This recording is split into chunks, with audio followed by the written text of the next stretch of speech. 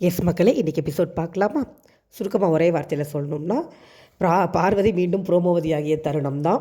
Okay, நம்ம ஃபஸ்ட்லேருந்தே போயிடலாம். So first வந்து இவங்க தீபக், பிரியங்கா, மஞ்சரிலாம் வந்து வாட்டர்மெலனை உட்கார வச்சு அவரோட காம்பினேஷனும் வினோத்தோட காம்பினேஷனும் நல்லா இருக்குன்னு அவருக்கு புரிய வைக்கிறதுக்கு பிரம்மபிராயத்தனப்பட்டு போராட்டம் பண்ணி 1 மணி நேரம் தொண்டை தண்ணி வைத்த பேசி ஒன்றுமே பண்ண முடியல. அவர் கடைசியில் வந்து திரும்பி எப்போல அது வந்துங்க, இல்லைங்க சார், கேளுங்க சார், அவர் வந்து நிறையங்க சார், ஒரே கெட்ட வார்த்தையாக பேசுவாருங்க சார், அப்படி திரும்ப அதையே சொன்னாரா.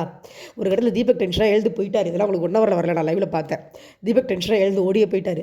பிரியங்காவும் மஞ்சரியும் ட்ரை பண்ணி கடைசியில் என்ன சொல்லிட்டாங்கன்னா, ரொம்ப ட்ரை பண்ண மஞ்சரியும் பிரியங்காவே கடைசியில் என்ன சொல்லிட்டாங்கன்னா, ஓகே சார், உங்களுக்கு வினோத்தை பிடிக்கல, அவ்வளோதானே, நீங்கள் கம்ப்ளைண்ட் பண்ணிட்டே இருங்க. வினோத் சார் கலாய்க்கு தான் மாட்டார், அப்படி தானே, சரி அவர் கலாய்ச்சிட்டே இருக்கு, நீங்கள் கம்ப்ளைண்ட் பண்ணிட்டே இருங்க, எப்படியோ போய் முடிங்க அப்படின்னு அவங்க 2 பேரும் சொல்லிவிட்டு வேறு டாபிக் பேச ஆரம்பித்தாங்க.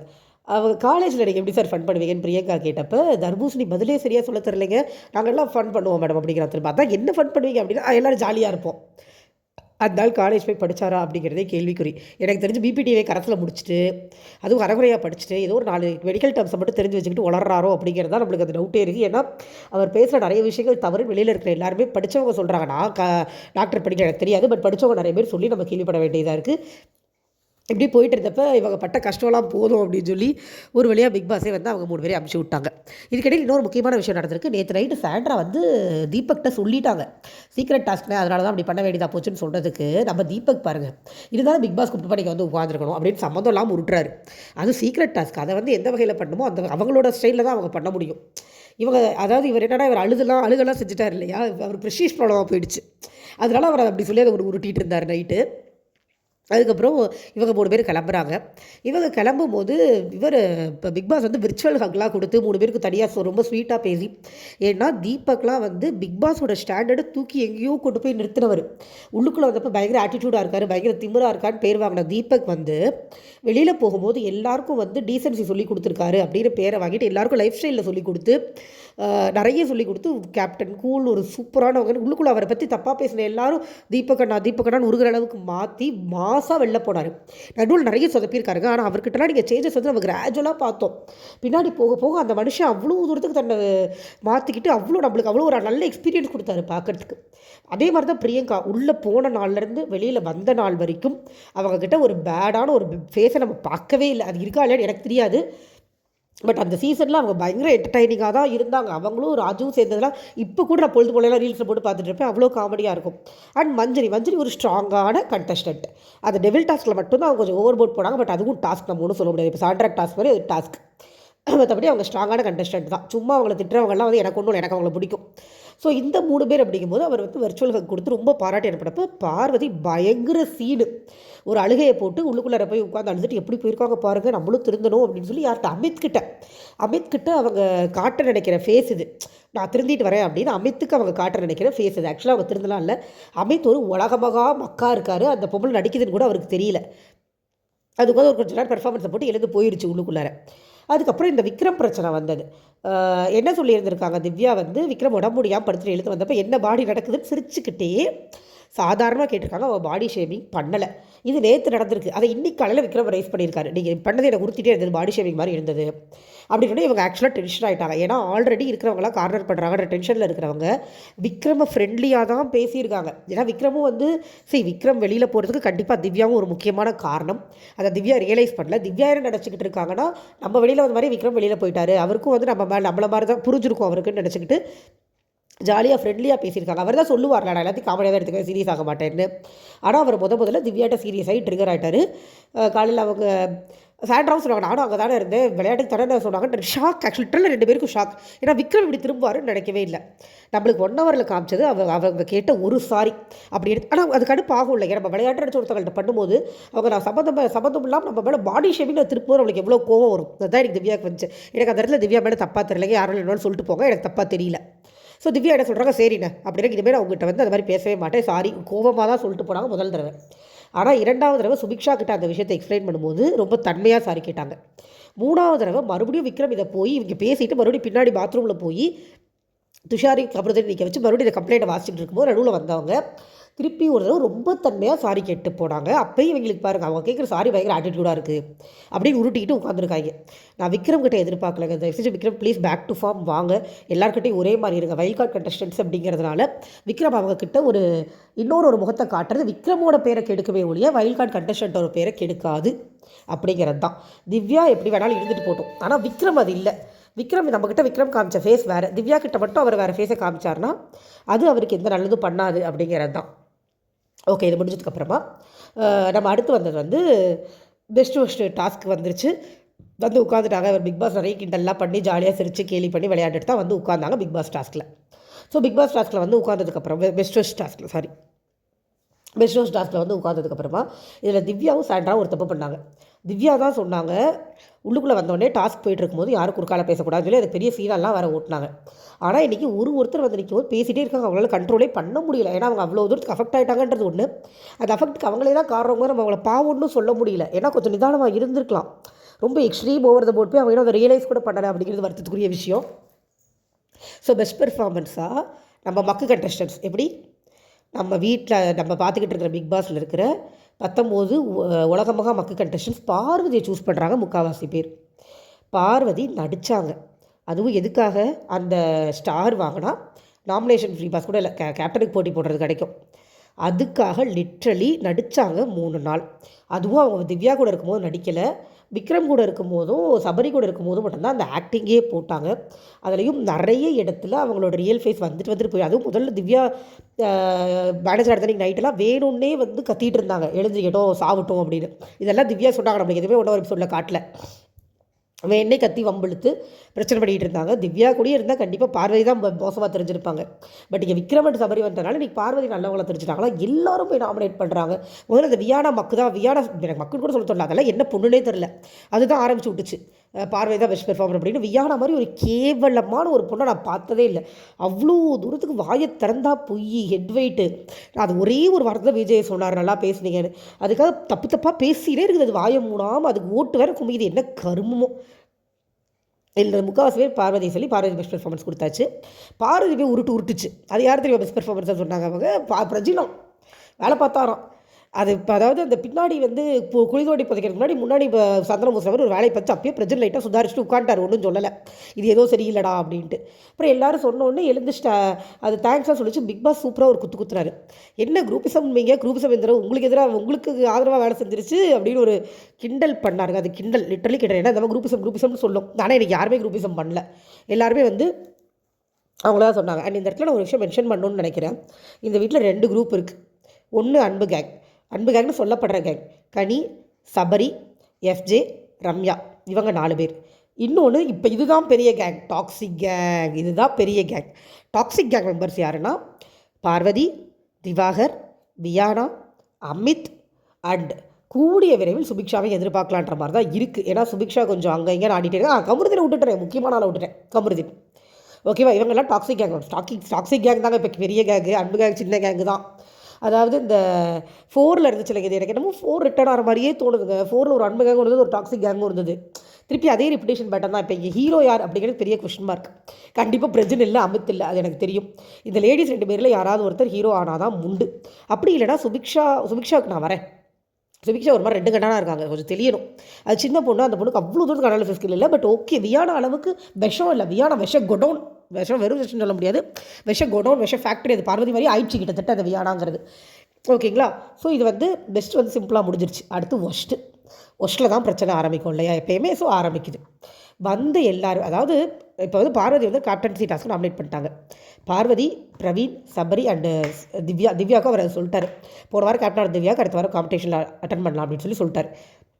இவங்க 4 பேர் தவிர மற்ற எல்லாரும் பெஸ்ட் பெர்ஃபார்மன்ஸ் சொல்லணும். அதில் ஒருத்தங்க டவுட் கேட்டாங்க, இவங்க 4 பேர் எங்களுக்கு ஏதாவது கம்ப்ளைண்ட் இருந்தால் சொல்லலாமான்னு யாரோ ஒருத்தர் டவுட் கேட்டாங்க. நான் யாருன்னு மறந்துட்டேன். அதுக்கு பிக் பாஸ் சொல்லுங்கன்னு சொல்லிட்டாரு. இந்த மக்களுங்க என்ன பண்ணுதுங்க, கம்ப்ளைண்ட்டை சொல்லுங்கள் அப்படின்னு சொன்ன உடனே எல்லார் மேலே இருக்கிற கம்ப்ளைண்ட்டையும் ஒன்று வச்சு சாவடிச்சிருச்சுங்க. இன்றைக்கி நிறைய பேர் டீஃபால்ட்டாக சாண்ட்ரா தான் சொன்னாங்க. ஆஸ் எக்ஸ்பெக்டட் அவங்க பண்ண விஷயம் டாஸ்க்குன்னு யாருக்கும் தெரியாது, அது தவறாக ப்ரோட்ரே ஆகிருக்கிறது. அது சொல்லுவாங்க. ஏன்னா அவங்க ஃபஸ்ட் பெர்ஃபார்மன்ஸ் பார்வதி பண்ணும்போது பார்வதி ஃபஸ்ட் பெர்ஃபார்மன்ஸ் சொன்னாங்க. ஸோ ஒன்றும் தவறில்லை. அடுத்ததாக சொல்லப்பட்ட அதிகமான ஒர்ஸ்ட் பெர்ஃபார்மர்ஸாக சொல்லப்பட்டது எஃப்ஜே. அந்த வீட்டில் உண்மையிலே பார்வதிக்கு பதிலாக நீங்கள் பார்வதிக்கு அப்புறம் நீங்கள் சாரி ஐயோ வளர்றேன் சாண்ட்ராக்கு அப்புறம் நீங்கள் இன்னொரு ஒர்ஸ்ட் பெர்ஃபார்மர் சொல்லணும்னா கமருதீன், துஷா, அரோரா இவங்க 3 பேரில் யாராவது ஒருத்தர் தான் சொல்லியிருக்கணும். ஏன்னா கமருதீன் முதல் நாள் போட்ட சண்டையும் ப்ராங்க்குன்னு யாருக்கும் தெரியாது, கை நீட்டினது. ஸோ கமருதீன். 2வது துஷார் ஆஸ் யூஷுவல் தெரியவே இல்லை, ஒரு கெஸ்ட் ஒரு விஷயத்தை கேட்டோ அவர் அதை சிரத்தையாக செய்யலை. 3வது அரோரா எங்கே இருந்தாங்கன்னே தெரியல. இந்த 3 பேரில் ஒருத்தர் சொல்லாமல் எல்லாம் வெஞ்சன்ஸ். எஃப்ஜேவை அடித்த எல்லாருமே வெஞ்சன்ஸ். எஃப்ஜேவும் திவாகர் சொன்னார். எனக்கு என்னோட பார்வைக்கு எஃப்ஜேவோட பாயிண்ட்ஸ் ஒன்றும் பெரிய தவறாக தெரியல. ஏன்னா அவர் ஒரு மாதிரி சிரிச்சுக்கிட்டே எதிர்க்கிறாரு பார்வதி திவாகரும், அது நல்லா தான் இருக்குது. எனக்கு அது பிடிச்சிருக்கு. நிறைய பேருக்கு எஃப்ஜேவை பிடிக்கல, அதை நான் பார்த்தேன். ஏன்னா அந்த முதல் ப்ரோமோவில் எஃப்ஜேக்கும் அமித்துக்கும் அந்த சண்டையில் கமெண்ட்டில் நிறைய பேர் எஃப்ஜே தான் கழுவி ஊற்றிருந்தாங்க. பட் அந்த இடத்துல எஃப்ஜே மேலே என்னையை பொறுத்த வரைக்கும் நியாயம் இருக்குது. எஃப்ஜே ஒரு கேள்வி தான் கேட்டார், அந்த பிரச்சனை இல்லை. அமித் ஆக்சுவலாக திவாகர் அங்கே என்ன நடந்ததுன்னா, திவாகர் அமித் கிட்ட எஃப்ஜே ரொம்ப மோசமானோன்னு ஏதோ சொல்லிட்டு இருந்தார். அப்போ இவர் எதுக்கு என்னை பற்றி பேசுகிறீங்க கேட்குறப்ப அமித் தேவையில்லாமல் எழுந்தார். அவர் ஏதோ சொல்லிட்டு போகிறார், உங்களுக்கு என்ன அப்படிங்கும் போது தான் எஃப்ஜே கோவப்பட்டு, ஏங்க நீங்கள் இதை என்ன பண்ணீங்க, போய் சுபிக்ஷா கிட்ட போய் எனக்கு கிரெடிட் கொடுக்கல அப்படின்னு சொல்லி கேட்டிங்கல்ல நீங்கள் கொடுத்த ஐடியாவுக்கு, நான் தானே உங்களுக்கு ஐடியா கொடுத்தேன் காரணம் இல்லை, நீங்கள் எனக்கு கிரெடிட் கொடுக்கலன்னு ரொம்ப நியாயமாக ஒரு கேள்வி கேட்டார். அமித்துக்கு பதில் தெரியல. ஏன் நான் தான் கொடுக்கல, நீயே சொல்ல வேண்டியதானே அப்படின்னாரு. நான் ஏன் சொல்லணும் அப்படின்னாரு எஃப்ஜே. நான் போய் கேட்டேன், நீ கேட்க வேண்டியதானே, நான் ஏன் கேட்கணும், இப்படியே இந்த கான்வர்சேஷன் போச்சு. அதுக்கப்புறம் ஒரு மாதிரி எல்லாரையும் பிடிச்சி அமிக்கி உட்கார வச்சுட்டாங்க. அங்கே எஃப்ஜே கேட்டது ரொம்ப நியாயமான கேள்வி, அமித் பதில் தெரியாமல் விழித்தார் என்பது உண்மை. ஓகே. அதுக்கப்புறம் இப்படி மாதிரி எல்லோரும் ஒரு மாதிரி மாற்றி சொன்னாங்க. கடைசியில் செலக்ட் ஆனது இவங்க தான், எஃப்ஜேவும் சாண்ட்ராவும் தான். இதில் எனக்கு பிடிக்காத ஒரு விஷயம், சாண்ட்ரா பெஸ்ட் பெர்ஃபார்மன்ஸ்லேயே பிரஜினை சொன்னது. ஆக்சுவலாக பிரஜின் இண்டிவிஜுவல் ரெஜிஸ்டர் பண்ண ட்ரை பண்ணுறாரு, ஆனால் அவருக்கு விளையாட தெரில. சாண்ட்ரா சூப்பராக விளையாடுறாங்க, ஆனால் ஹஸ்பண்டை விட்டு கொடுக்க மாட்டேங்கிறாங்க. இவங்க 2 பேர்கிட்டயுமே இப்படி ஒரு குறை இருக்கிறதுனால இவங்க மூவிங் ஃபார்வர்ட் போகிறது கஷ்டம். 2 பேரில் யாராவது ஒருத்தராக தெளிவாக இருந்தால் ஒருத்தராவது ஃபார்வர்டில் மூவ் ஆகி போவாங்க. இவங்க ஹஸ்பண்ட் ரொம்ப பார்க்குறாங்க, ஆனால் கேம் சூப்பராக விளையாடுறாங்க. பிரஜின் ஒய்ஃப்னு ரொம்ப பார்க்குறாரு, ஒரு கேம் விளையாட தெரில, கேமில் தனியாக இருக்கணும்னு நினைக்கிறாரு. ஒய்ஃப்னு பார்க்குறதில்ல, பட் அவருக்கு விளையாட தெரியல பெருசாக, அதுதான் உண்மை. இண்டிவிஜுவல் கண்டஸ்டன்ட்னு சொன்னாலுமே அவருக்கு வார்த்தைகளை கொடுத்து பேச தெரில. இப்போ இது முடிஞ்சதுக்கப்புறம் பார்வதிக்கு ஒரு அடி அடிச்சார். அந்த ஒரு இடம் தான் அவர் ஒழுங்காக பேசின இடம். மற்றபடி பிரஜனை இவங்க பெஸ்ட் பெர்ஃபார்மன்ஸ் சொன்னது எனக்கு ஒன்றும் பெருசாக உடன்பாடு இல்லை, சாண்ட்ரா போய் சொன்னது. அதே மாதிரி இவரும் ஒஸ்ட் பெர்ஃபார்மன்ஸில் சாண்ட்ரா விட்டுட்டார். டாஸ்க் தெரியக்கூடாதுனாலும் சாண்ட்ராவை சொல்லியிருந்திருக்கலாம். அந்த கேம் பிளே நல்லா இருந்திருக்கும். அவர் சாண்ட்ராவை சொல்லியிருந்தாலும் நல்லா இருந்திருக்கும், பட் அவர் சொல்லலை. அவர் சொன்னது துஷாரையும் வேறு யாரோ ஒருத்தங்களை சொன்னார், அமித்தை சொன்னார். அமித் ஆக்சுவலாக ஒரு வார்னிங் பண்ணார், எனக்கு அதுவும் பிடிக்கல. 7 அடியில் ஒருத்தர் போய் ஒரு பொம்பளையை பிடிக்கலாமா, 7 அடிங்கிறதும் தவறான வார்த்தை. ஒரு விமனை பிடிக்கலாமா அப்படிங்கிறதும் தவறான வார்த்தை. பிடிக்கக்கூடாதுன்னா யாரையுமே பிடிக்கக்கூடாது இல்லையா. ஏன் பொண்டாட்டி நீ போய், அவர் ஆக்சுவலாக அந்த ஒரு ஹஸ்பண்டாக பேசுகிறார், சொல்லிட்டாரு, நான் ஹஸ்பண்ட், நான் ஒரு நல்ல புருஷன், ஏன் பொண்டாட்டி யாராவது டச் பண்ணிங்கன்னா நீங்கள் ரியல் பிரச்சனை பார்க்க வேண்டியிருக்கும் அப்படின்னு த்ரெட்டன் பண்ணுறாரு. நான் த்ரெட்டன் பண்ணலன்னு சொல்லிட்டு த்ரெட்டன் பண்ணார். த்ரெட்டன் பண்ணக்கூடாது. அவர் மோரோவர் இப்போ இன்னொன்று நடந்தது இருக்குது, நான் சொல்கிறேன். நிறைய விஷயம் இன்றைக்கி நம்மளுக்கு நிறைய நடக்கக்கூடாது, பிரஜன் நிறைய சொதப்படாருங்கிறது ரொம்ப வருத்தத்துக்குரிய உண்மையாக போயிடுச்சு. ஓகேங்களா. ஸோ இது முடிஞ்சது. இது முடியும் பாதியில் கடைசியாக யாரோ சொல்கிறதுக்கு முன்னாடி இந்த பார்வதி என்ன பண்ணுறது, குடுக்குடு போய் ஆட் ஆன் பண்ணுறேன் அப்படிங்குது.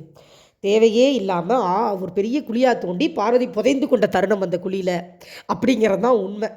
என்ன பண்ணுச்சு, நேராக போய் சம்மந்தமே இல்லாமல் நான் பிரஜன் தோல் மேலே கையை வச்சேன், பிரஜன் என்னை தட்டி விட்டாரு அப்படின்னுச்சு. ஆச்சு, அங்கே தான் பிரச்சனை. இந்த பொம்பளை போய் தோல் மேலே கை வச்சதே தப்பு. எதுக்கு வைக்கிறேன், அவர் இன்னொரு ஆம்பளை, அவருக்கு பிடிக்கலான்னு உனக்கு தெரியணும். நீ அவர் கூட ஃப்ரெண்டாகவும் இல்லை, அவ்வளோ தூரம் ஃப்ரெண்ட்லினஸும் உங்ககிட்ட இல்லை, அண்ணான்னு நினச்சிட்டு வச்சாலாம். ஏடி நீ யாருன்னே தெரியாமல் சொல்கிறீங்க, என்ன அண்ணா மாதிரி பிடிக்கிற மாதிரி தான் இருந்துச்சு. அது பொம்பளை என்ன சொல்லுது, தட்டி விட்டார் என்னை, அது பயங்கரமான ஃபிசிக்கல் ஹார்மாக இருந்ததான்.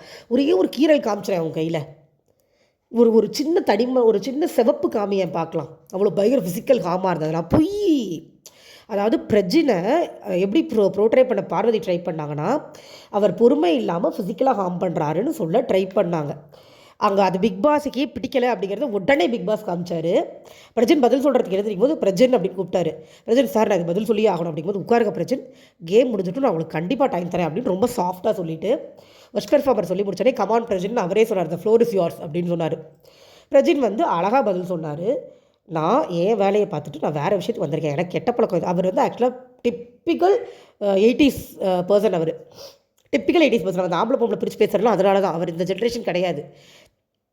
அவர் என்ன சொல்கிறார், எனக்கு ஒய்ஃப் இருக்குது, குடும்பம் இருக்குது, எனக்கு என் பொண்டாட்டி போதும், எவ்வளோ என் மேலே கை வைக்கணும்னு அவசியம் இல்லை அப்படின்னு ரொம்ப தெளிவாக சொன்னார். அவர் என் மேலே யாரும் கை வச்சு அவசியமே கிடையாது, அப்படிங்கும்போது இந்த அம்மா என்ன சொல்லுது, இந்த அம்மா நடுவில் குறுக்கால இந்த அம்மா தான் வாங்கிட்டு பேசி குறுக்கால பேசி நான் ஒன்றும் அப்படியா சொன்னேன், அவங்களை அண்ணான்னு நினச்சி தான் தொட்டேன், நீங்கள் என்னை ஃபிசிக்கலாக ஹார்ம் பண்ணுறீங்க, உங்களுக்கு ஜிம் பாடி இருக்குப்பா, எனக்குலாம் இல்லைப்பான்னு சாண்ட்ரா டென்ஷன் ஆகிட்டாங்க. ஏய் என்ன பேசுகிறேன், நீ என் புருஷன் சைட் அடிக்கிறேன்னு சொல்லலை அப்படின்னு நாங்கள் பாருங்க. உடனே இது மூஞ்சியை சொல்லிக்குது.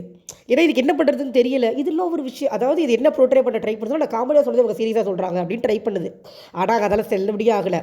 பிரசன்ட் கண்டஸ்டன்ட் சாண்ட்ரா சும்மா இருங்க அப்படின்னு சொல்லிட்டு இந்த பக்கத்து இங்கே வேறு என் மேலே கை வைக்கக்கூடாது, எனக்கு அது பிடிக்காது, உன்னோட கேம் எல்லாம் என்னையை வச்சு ஆடாது அப்படின்ட்டு அங்கே உட்காந்துட்டார். அவர் கிட்டத்தட்ட நான் மண்டியே போட்டார். மண்டிட்டு கேட்டுக்கிறேன், என்கிட்ட இந்த கேம் விளையாடுறதுக்கு யாரும் வராதிங்க, என்னை யாரும் தொடாதீங்க, எனக்கு அது பிடிக்காது அப்படின்னு ஒரே போட்டார் பாருங்க. தெரிச்சிருச்சு சீரியஸாக. பிரஜன் வந்து எனக்கு அவ்வளோ நேரம் பிரஜன் பண்ணிகிட்டு இருந்தது பிடிக்கல. அந்த இடத்துல சூப்பர் செம்ம வேறு லெவல் அப்படி இருந்தது. சொல்லிவிட்டு என்ன பண்ணுறதே தெரியல பார்வதிக்கு. மூஞ்சி வந்து அது எதுவும் ஒரு மாதிரி அஷ்டகோணலாம் வச்சுக்கிட்டு இப்போ கமருதீனை பார்த்து ஈட்டு இதெல்லாம் ஒரு பிரச்சனையாடுற மாதிரி பார்த்துட்டு இருந்துச்சு. ஆனால் அவர் அதெல்லாம் கண்டுக்கவே இல்லை. சொல்லிட்டு போய் பேசாமல் உட்காந்துட்டார். சரியான விஷயம், சீரியஸாக செமையாக இருந்தது அந்த இடம். ஆக்சுவலாக இங்கே பார்வதி ட்ரை பண்ணது அதுதான், அவர் ஃபிசிக்கலாக ஹார்ம் பண்ணுறாருன்னு சொல்ல ப்ரோட்ரே பண்ண ட்ரை பண்ணுச்சு.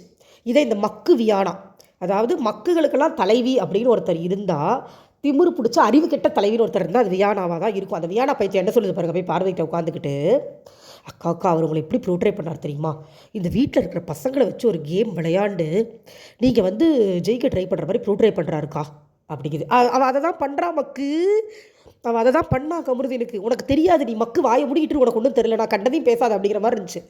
இதில் சுபிக்ஷா வேறு சேர்ந்து ராமாவான் அதுவும் மண்டையாடிட்டு உட்காந்துருக்குது பக்கத்தில்.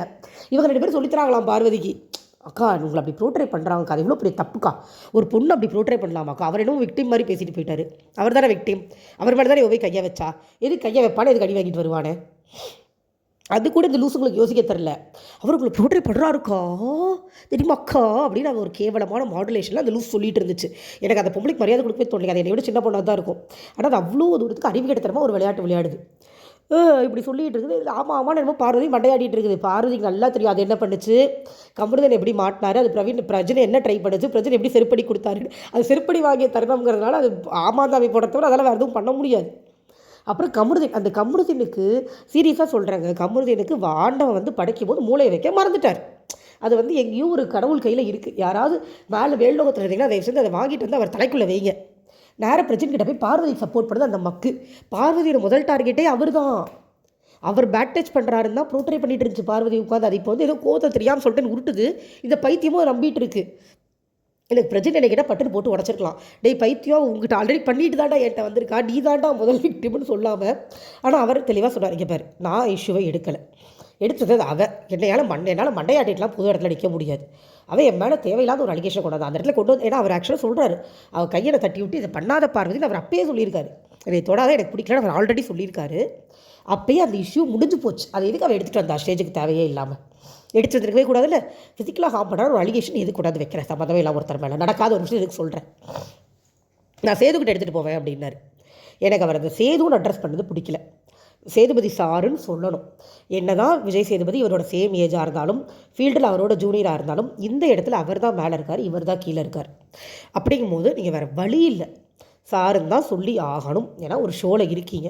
ஆனால் அவர் சேதுக்கிட்ட சொன்னேன் கம்பெனி, ஐயோ அது அவ்வளோ பெரிய விஷயம் இல்லை, என்ன இவ்வளோ பெரிய விஷயம் இல்லை, பாதிக்கப்பட்டது அவர், நீ தாண்டா பாதிக்கப்பட்டிருக்க மக்கு பயலை அப்படிங்கிற மாதிரி தான் இருந்தது. நான் எப்படி பார்த்தா 2 பேரும் ரைஸ் பண்ணி ரெட் கார்டு கொடுத்து பார்வதியை வீட்டுக்கு அனுப்பணும், அதுதான் நியாயம். 2 பேரும் ரைஸ் பண்ணணும். கமருதீன் ரைஸ் பண்ணணும், நான் பேக் டச் பண்ணேன்னு சொன்னாங்க, அவன் பேக் டச் பண்ணியிருப்பான், அதனால தான் அவன் கம்பெனி இருக்கான். ஆனால் பிரஜன் தப்பு பண்ணல, அதனால் அவர் தைரியமாக இருக்கார். 2 பேரும் அவர் ரைஸ் பண்ணார்னா, பிரஜன் ரைஸ் பண்ணார்னா, இன்றைக்கி நடந்து முடிஞ்ச எபிசோடில் பண்ணாரான்னு தெரியல, ஒரு வேளை பண்ணியிருந்தாருன்னா வீக்கெண்ட் எபிசோட் தரமாக மாசாக இருக்கும், வேறு லெவலில் இருக்கும். பார்வதிக்கு ரெட் கார்டு மட்டும் கொடுத்து அனுப்பிச்சி விட்டாங்கன்னா கோடி புண்ணியமாக இருக்கும். ஏன்னா அந்த பொம்பளைலாம் அப்படியே வெளில போகாது, அவ்வளோ பெரிய டீமை செட் பண்ணிட்டு வந்துருக்குது வெளியில். இன்றைக்கி யாரோ கமெண்ட் கூட போட்டிருந்தாங்க, ஹாட்ஸ்டார் உண்மையாக போயான்னு தெரில, ஒரு ஓட்டுக்கு 750 ரூபான்னு பேசிட்டு வந்திருக்காங்க, என் ஃப்ரெண்டு போட்டுட்ருக்கான்னு சொல்லி யாரோ போட்டிருந்தாங்க, உண்மையாக போயான்லாம் எனக்கு தெரில. அந்த பொம்பளை ஒரு பெரிய டீமை செட் பண்ணி வச்சுட்டு வந்துருக்குது, அது போகாது. அது வெளியில் போகிறக்கு ஒரே வழி ரெட் கார்டு கொடுத்து அனுப்புறதா. ஏன்னா அந்த பொண்ணு ரெட் கார்டு வேலை தான் படித்தது, ஒரு பையன் பண்ணி தான் இன்னும் அனுப்பியிருக்க மாட்டாங்களா? பொண்ணுக்கு எதுக்கு அந்த லீனியன்ஸ் எனக்கு புரியவே இல்லை. ஒரு பொண்ணுங்கிறதுனாலே பார்வதி பண்ணுறது சரியாயிடாது இல்லையா? பார்வதி தேவையில்லாமல் அந்த வீட்டில் இருக்கிற ஆம்பளைங்களை வச்சு ஒரு கேம் விளையாட தான் ட்ரை பண்ணுறாங்க. அதுதான் உண்மை. அதை தெரிஞ்சுக்கிட்டு எல்லோரும் சும்மா இருக்கிறது ஏன்னே எனக்கு தெரியல. ஓகே. ஸோ நெக்ஸ்ட் வந்து ஜெயிலுக்கு போகிற மேட்ரு தான். பார்வதியும் பார்வதியே வருது, சாண்ட்ராவையும் எஃப்ஜேயும் தூக்கி கொண்டு போய் ஜெயிலில் போட்டாங்க. பிரஜினும் திவ்யாவும் அங்கேயே தான் இருந்தாங்க, அவரோட பேசி சிரிச்சிட்டு இருந்தாங்க. இந்த இடத்துல இவங்க நடந்து போகும்போது பார்வதி விட்ட லுக்கம் மட்டும் தான் நம்மளுக்கு 1 ஹவரில் காமிச்சாங்க. அதுக்கப்புறம் அது என்ன பண்ணுச்சு தெரியுமா, இவங்க ஜெயிலுக்கு போனதுக்கப்புறமா ஜெயிலுக்கு நேரம் ஒரு சேர் எடுத்து போட்டுட்டு கால் மேலே கால் போட்டு உட்காந்து அவங்களே திமுறாக ஒரு 1/2 மணி நேரம் அது பார்த்துக்கிட்டு இருந்துச்சு. இது நடந்ததுங்க. இது எதுக்குங்க அப்படி உட்காந்து பார்க்கணும்? அவங்க ஜெயிலுக்கு போயிட்டாங்க. பார்வதியும் கம்முன்னு போனப்போ யாராவது அப்படி உட்காந்து திமிரா பார்த்தாங்களா? யாரும் வரல, அவ்வளோதான். இந்த பொம்பளை உட்காந்து நக்கலாக பார்த்துக்கிட்டே இருக்கு அவ்வளோ நேரம். மகளே, பார்வதி திருந்த வாய்ப்பில்லை. பார்வதியோட பிறவி குணமே அசிங்கமான குணம் தான். ஸோ அது மாறுறதுக்குலாம் வாய்ப்பே கிடையாது. பார்வதிக்கெலாம் எந்த நேரத்துலையும் நான் சப்போர்ட் பண்ண மாட்டேன். அவங்க எவ்வளோ நடித்தாலும் சப்போர்ட் கிடைக்காது. அது நடிப்புகள் தெரியாத அளவுக்கு நான் முட்டாள் இல்லை, அவ்வளோதான். ஓகேங்களா? ஸோ அந்த குணம்லாம் ரொம்ப அழகாக பார்வதியோட நேச்சுரல் குணம் எல்லாம் திரும்பி வெளியில் வந்துருச்சு. இன்றைக்கி டாஸ்க் முடிஞ்ச உடனே வந்துருச்சு. உட்காந்து 1/2 மணி நேரம் முறைச்சி பார்த்துட்டு போயிட்டாங்க. அதுக்கப்புறம் ஹெல்த் கிராசர் பெருகாயத்தில் மொக்கையாக ஒரு டாஸ்க் நடந்தது. உங்களுக்கு வீட்டை காப்பாற்றுறது யாரும் ஏதோ கேட்டாங்க, அதுக்கு விக்ரமுக்கு தூக்கி கொடுத்துட்டாங்க. ஏன்னா விக்ரம் சமாதானப்படுத்துகிறாங்களாமா எல்லோரும் சேர்ந்து தூக்கி கொடுத்துட்டாங்க. விக்ரம் வாங்கிட்டு வந்துட்டார். அவ்வளோதாங்க. அதோட பிரஜனும் சாண்ட்ராவும் கடைசியாக தனியாக பேசிகிட்டு இருக்கும்போது சாண்ட்ரா சொல்கிறாங்க, சீக்ரெட் டாஸ்க்குன்றதுனால தான் நான் திவாகர்ட்டையும் வியாடாட்டையும் அப்படி சொல்ல வேண்டியதாக போச்சு. வியாடா என்னென்ன பேசுகிறாங்கன்னு தெரிஞ்சிருந்தால் வியாடாக்கு சார்பாக பேச மாட்டாங்க சாண்ட்ரா. திவாகருக்கு நான் சாரி கேட்கணும், பாவம் அந்த மனுஷன் நிறைய ஹெல்ப் பண்ணார், கஷ்டமாக இருக்கு டார்லிங் அப்படின்னு அவங்க பிரஜெண்ட்டை சொல்லிட்டு ரொம்ப க்யூட்டாக இருந்தது அந்த மொமெண்ட்டு. ஏன்னா அவங்க உண்மையிலேயே சாரியாக ஃபீல் பண்ணுறாங்க. பட் டாஸ்க் நான் பண்ணி தான் ஆகணும், அதுலேயும் அவங்க தெளிவாக இருக்காங்க. நான் பண்ணி தான் ஆகணும், வரது பண்ண முடியாது அப்படின்ட்டு. அப்போ எஃப்ஜே கூட இல்லை, பாத்ரூம் எதுவும் போயிருப்பாரா இருக்கும். ஸோ அவங்க 2 பேரும் அவங்கக்கிட்ட சாண்ட்ரா பேசி வருத்தப்பட்டு இருந்ததை நம்மளால் பார்க்க முடிஞ்சது. அப்புறம் கடைசி ஃப்ரேமில் வந்து திவ்யா உட்காந்துருந்தாங்க. ஸோ ஏதாவது ஃப்ரெண்ட்லியாக ஜாலியாக பேசிட்டு பொழுது ஓட்டி இருந்திருப்பாங்க. நல்லா போச்சு. பார்வதியெலாம் திருந்த மாட்டாங்கங்க, வாய்ப்பே கிடையாது. திவாகரும் அப்படி தான். அதே நேரத்தில் இப்போ திவ்யாவுமே நம்மளுக்கு சரியாக படலை. புதுசாக வந்திருக்க கண்டஸ்டன்ஸில் விக்ரமும் மாறிடுவார் போல் இருக்குது. ஓல்டு கண்டஸ்டன்ஸ் விசஸ் நியூ கண்டஸ்டன்ட்னு போகுது. அதில் அமித் மட்டும் விவரமாக ஜால்ரா தட்டி டாக்ஸிக் கேங்கோட போய் சேர்ந்துட்டார். எனக்கு பார்க்க எரிச்சலாக தான் இருக்குது. யாருக்கு பிடிச்சிருக்குதோ அவங்க ரசிச்சுக்கோங்க. அமித்துக்கு 2 பிக் பாஸாக இருந்திருக்காருன்னு அவர் சொல்கிறது எனக்கு நம்பிக்கையே இல்லை. நான் அவ்வளோ பெரிய மக்கா இருக்கார் அவர். அவ்வளோதான், வேறு ஒன்றும் இல்லை. தெளிவாக வந்து திவாகருக்கு பக்கத்தில் கண்டு நேரம் உட்காந்து தப்பு பண்ணியும் அவர் திவாகருக்கு தான் சப்போர்ட் பண்ணுறாரு. அப்படிங்கும்போது அவர் அதை கேம் பிளானாக எடுத்துகிட்டு வந்திருக்கலாம். இல்லைனா அவர் அவ்வளோ பெரிய மக்காவும் இருக்கலாம். அப்பாவியாக இருக்கார், பட் மக்கா தான் இருக்கார் அப்படிங்கிறது தான் உண்மை. Thank you so much. நம்ம நாளைக்கு சந்திக்கலாம். Bye bye.